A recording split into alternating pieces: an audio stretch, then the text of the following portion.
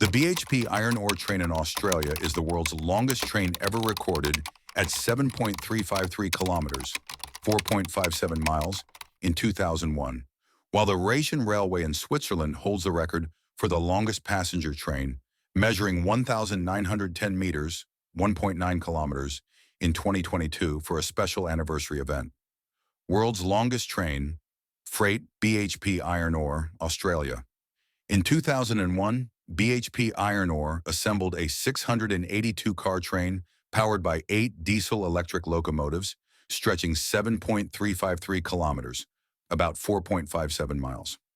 Purpose: this massive freight train was a one-off event to test a new train control system and haul iron ore from mines to Port Hedland, Western Australia. Record: at the time, it was also the heaviest train ever, weighing nearly 100,000 tons.